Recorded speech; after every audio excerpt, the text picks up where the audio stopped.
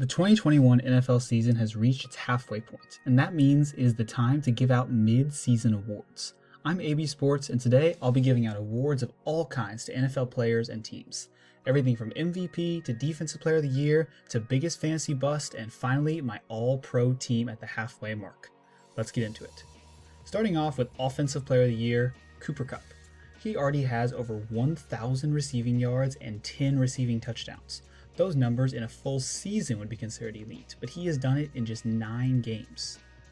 Defensive Player of the Year, Myles Garrett. The Browns are staying afloat amid injuries because of Garrett's terrorizing of opposing quarterbacks. He leads the NFL in sacks with 12 and pressures with 36, and has single-handedly shut down opposing offenses this year. Side note, don't sleep on Kevin Byard for Defensive Player of the Year.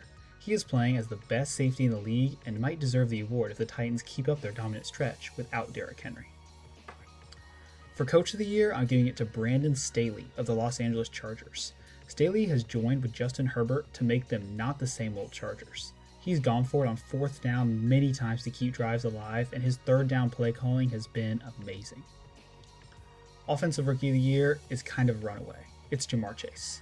You could say Najee Harris, Mac Jones might win if New England makes the postseason, but Chase has not only been the best rookie, he's been one of the NFL's better players. He's 3rd in the NFL in receiving yards, despite being only 23rd in receptions, due to a robust 19 yards per catch. For Defensive Rookie of the Year, Micah Parsons has been a superstar, but I'm going off the board a little bit and giving the award to Odafe Oweh. He was a late first-round pick by the Ravens and is a pass rusher who has been arguably the Ravens' second most important player behind Lamar during some of their big comeback wins. All season he's been pressuring the quarterback, but in the Ravens' huge come-from-behind victories against the Colts and Chiefs, he forced a 4th-quarter fumble to ignite the comeback. Most unstoppable player, I know he's going to miss the rest of the regular season, but I still have to give it to Derrick Henry. He had 3 games this season with over 125 yards and 3 touchdowns. That's more than every other active running back has combined. The Titans can still make it to the playoffs without Henry, and if they do, and he is able to return, watch out for them in January. On the flip side, the Most Stoppable award goes to Atlanta Falcons running back Mike Davis. Davis has gained 3.6 yards per touch this season. He gets less touches every week as the Falcons give more work to Cordero Patterson. For reference, James Robinson has the same amount of touches this season and has over 200 more yards. The biggest fantasy bust is Allen Robinson. Most people were drafting Robinson as a wide receiver 1 or high-end wide receiver 2 in August. Halfway through the season, he is the 54th highest scoring receiver. His best game is 10.8 points. Robinson ranks behind Khalif Raymond, Zach Pascal, and KJ Osborne for total fantasy points on the season. Leave in the comments if you even know which teams those 3 guys play for. Flip side of this is Fantasy Hero. Last year, this was James Robinson, and now it is Cordero Patterson. Atlanta's offense runs through him, even though he was undrafted in most leagues. He's now an RB1, putting up 20 fantasy points per game. Best play is kind of an off-the-board one, but Kyler Murray and Rondale Moore made a sweet play against the Niners. Murray rolled left and heaved the ball under heavy pressure. It was sort of looked like the Hail Murray, but this time the ball sailed about 5 yards out of bounds, or so we thought. Rondale Moore went horizontal and reached out for the ball, toe-dragging his way to an incredible completion. The best game goes to Browns versus Chargers. Any game with both teams in the 40s and 6 4th-quarter touchdowns is going to be a best game in my book. Justin Herbert threw for 400 yards and 4 touchdowns. Kareem Hunt and Nick Chubb combined for 33 carries, 222 yards, and 3 touchdowns. The Chargers won a nail-biter, 47-42, after overcoming missed extra points. This game will also factor heavily into the AFC playoff race, so it has stakes for the end of the season.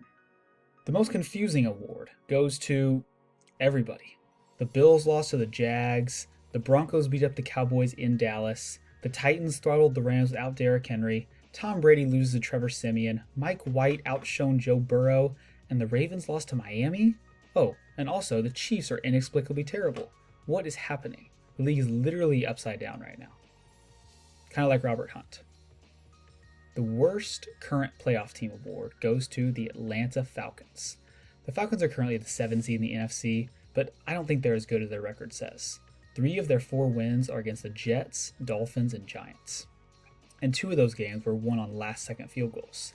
I think that Minnesota, Seattle, and Philly all have a better chance of getting into the playoffs than Atlanta does. The best current team on the outside of the playoff picture is the Cleveland Browns. The current AFC wildcards are the Raiders, Steelers, and Patriots. The Browns, Bengals, Chiefs, and Broncos are just outside. However, I think the Browns will get in and are the best of that current outside tier. I talked earlier about Garrett and the defense, but the offense can control the clock with Chubb and the run game and that elite offensive line. The worst team award, it was tempting to say Detroit because they're 0-8, but I'm giving it to the 1-8 Houston Texans. Detroit has been competitive in most of their games. The Texans are getting blown out, and they're also on an 8-game losing streak after winning week 1. I kind of think they want to lose, though, and get a high draft pick, because they need a quarterback to turn their franchise around. The best team award goes to the Arizona Cardinals. They've only lost 1 game, and it was on a last-second play where AJ Green's batteries died. The Cardinals have been dominant both offensively and defensively this entire season. They beat up Cleveland and the Titans and the Rams. They also destroyed the Niners without Kyler Murray or DeAndre Hopkins. They also don't have what college rankers would call a bad loss, with their only loss coming to Aaron Rodgers and the Packers. My last individual award is MVP. As much as it pains me to say this, I'm giving it to Tom Brady. He's simply been the best. The Bucs are rolling in the first half of the season this year, and they weren't even last year. Last year, about halfway through the year, the Bucs were considered okay. And this year, the defense isn't what it once was. The secondary has been kind of terrible. So this success is mostly thanks to Tom and the offense. It's time to see my all-pro teams, starting with defense and special teams. The all-pro defensive linemen are Myles Garrett, Aaron Donald, TJ Watt, and Jeffrey Simmons. Roquan Smith and Bobby Wagner are the linebackers, as they are tied for the league lead in tackles.